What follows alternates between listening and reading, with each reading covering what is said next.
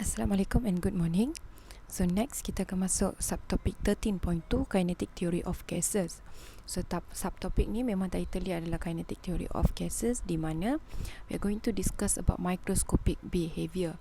Okay, kalau kita cakap pasal microscopic behavior of an ideal gas, kita boleh describe dia menggunakan pressure, volume ataupun temperature. However, bila kita cakap pasal microscopic behavior, this microscopic behavior can only be described by kinetic theory of gases. Maksudnya we are talking about benda-benda yang micro dekat sini. Alright. However, there are few assumption of kinetic theory of gases yang kamu kena tahu. This assumption has been made to make things simpler lah kan.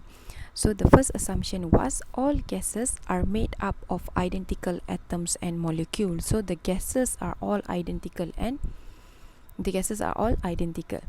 Alright, next adalah all gas atoms or molecules move freely and randomly in all directions. So mereka akan sentiasa bergerak secara random and in all direction. All gas molecules makes a perfect elastic collision with each other and the wall of the container. So these molecules are going to be elastic. So bila dia tengah move in all direction freely and randomly, diorang akan collide with each other. So when they collide, they will make elastic collision, di mana dia akan rebound balik. Begitu juga dia akan collide dengan wall dan dia akan rebound balik and continue its freely and randomly motion dekat sini. Next adalah the time of impact during collision is very short. So waktu dia collide, tak kisahlah dia collide dengan molekul lain ataupun wall itself, duration dia collide itu sekejap saja, macam pop terus rebound balik. And then the negligible forces between molecules except during the collision. So the forces between the molecule is negligible. So mereka takkan ada attractive ataupun repulsion force between each other. Cuma during the collision saja kita akan consider the forces dekat sini, how much force has been imparted on each other during that time of impact itu. And then lastly adalah volume of individual atom or molecule is negligible compared to the volume occupied by the gas. Alright, so the volume of the atom secara individual is negligible. Tapi bila kita combine semua atom ini jadikan dia satu gas, kita akan consider lah the. Okay, next kita nak tengok pada root mean square RMS speed of gas molecule. Okay, what is a root mean square? It is basically a measure of speed of gas molecule. So kita nak ukur kelajuan molekul kita tengah bergerak tadi tu.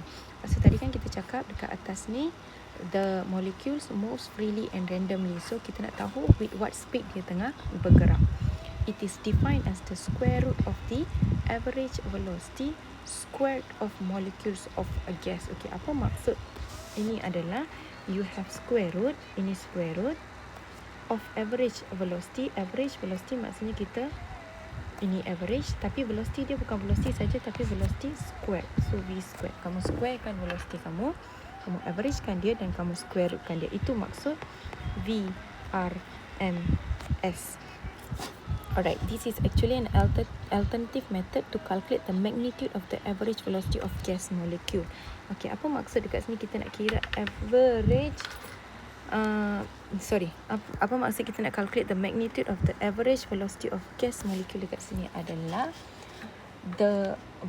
according to the kinetic theory of gases, the velocity of gas molecule is constantly changing in the direction.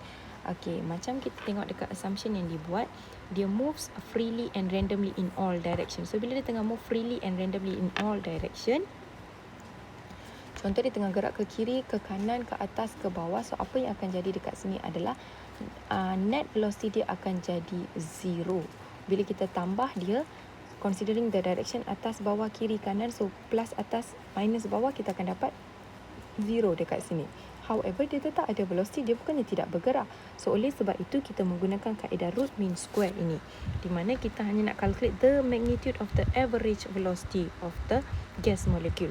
So apa kita buat adalah, katakan dia tengah bergerak ke kiri, katakan dia tengah bergerak ke kiri, so kita akan ada velocity dia negatif, betul tak? So kita squarekan dia. So when you square, you're going to get the value saja, betul tak? So kita squarekan dia, and then kita averagekan dia, and then kita square rootkan dia. Itu maksud root mean square dekat sini. Alright, to deduce the equation for root mean square speed VRMS, kita start daripada equation of pressure of an ideal gas where the total force of all molecule is divided by the area. So when we're talking about total force dekat sini, the total force here becomes N multiply with the F average. Apa maksud N dekat sini adalah number of molecule. You have to consider all the molecules that is present in the gas. Pasti kita darab dengan F average because we are talking about the total force. Total force kan? So force dia ada direction juga. So kita akan ambil average force dekat sini.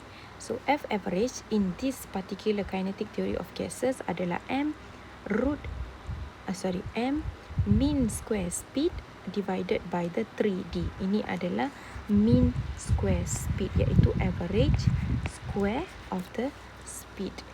Alright, so kita substitute ini ke dalam sini, and then you will get an equation such as P is equals to N over D square. D ni adalah your area actually. M mean square speed divided by 3D. Okay, so D adalah distance travelled by the molecule. So the distance travelled by the molecule dia ke kiri ke kanan. So kita darabkan dia distance travelled. N, capital N is the number of molecule. This symbol here is the mean square speed, and M kecil adalah mass of one molecule.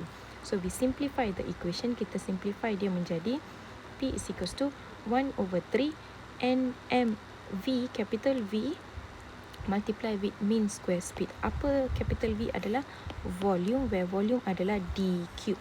When you multiply your D square with D, you get a D cube dekat sini. So kita akan dapat N M V square 3D cube sebenarnya. So kita simplify dia menjadi 1 over 3 NM over volume multiply with the mean square speed. Okay, this equation kita bawa V dia ke sini, kita akan simplify dia menjadi PV is equals to 1 over 3 NM mean square speed, ataupun P is equals to 1 over 3 density mean square speed. Density dekat sini adalah number of molecule darab dengan mass divided by the volume, which is the basic mass over volume equation for density. Cuma kita ada number of molecule dekat sini because we are talking about the whole gas dekat sini. So PV is equals to 1 over 3 NM mean square, ataupun P is equals to 1 over 3 density mean square speed. Okay, so bergantunglah kepada soalan. Kalau soalan minta suruh cari mean square speed, iaitu ini, dia suruh cari mean square speed, awak boleh guna either one of this equation, depends on the information given. Kalau dia dah bagi density, boleh terus guna equation ni lah. Kalau density, the bottom one, iaitu equation 2. Tapi kalau density tak diberi, kita gunalah equation ini, di mana volume is given, number of molecules dan juga mass is given. So kita boleh simply guna yang ini. Alright, however, we want to find the root mean square dekat sini, root mean square speed VRMS.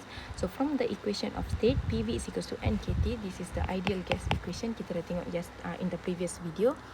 Kita compare dengan equation yang kita dapat dekat atas. Equation pertama kita, iaitu PV is equals to 1 over 3 NM mean square speed. So kita samakan this equation A dengan equation B. Alright, you equate these two, you will get NKT is equals to 1 over 3 NM mean square speed. K dekat sini adalah Boltzmann constant, and we have discussed about this in our previous video. So you rearrange, you will get mean square speed is equals to 3 kT over mass. 3 kT over mass dekat sini. However, from the definition of root mean square speed, root mean square tadi kita cakap dekat atas ni adalah square root of average velocity square, iaitu square root of average velocity yang di square. So kalau kita tengok dekat sini, kita ada velocity squared average, betul tak? So root mean square adalah you're going to square root the average square velocity. Okay, since you have already got the average square velocity, ini kita dah ada, iaitu 3 kT over m. So kalau nak cari VRMS, kita hanya akan square rootkan dia sahaja. So VRMS is actually 3 kT over m, or menggunakan information such as K, Boltzmann constant is equals to molar constant over Avogadro number, kita akan come up with another equation for root mean square, iaitu VRMS is equals to 3RT over molar mass. So bergantunglah, kalau mass diberi, we use this first equation. Kalau molar mass yang diberi, we use this second equation, as K and R adalah constant, tak ada masalah dekat sini.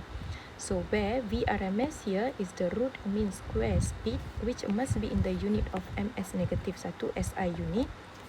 Capital M here, this one is the molar mass of molecule, must be in the unit of kg per mole. Selalunya dalam soalan dia akan bagi gram per mole. Awak kena convert pergi kg per mole.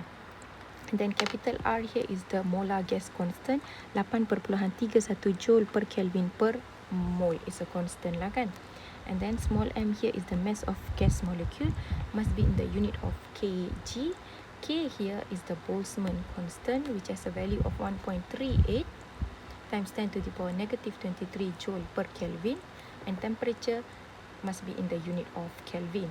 So awak tengoklah, kalau dia minta VRMS, apa informasi yang diberi, mass ataupun molar mass, and then you choose your equation. Alright, according to the VRMS equation yang kita deduce dekat atas tu, the lighter molecules moves faster than the heavier molecule at constant temperature. When the temperature is fixed, the mass of the molecule is going to indicate how fast an object is going to move. The lighter the mass ataupun the lighter the molecule, the faster it is going to move.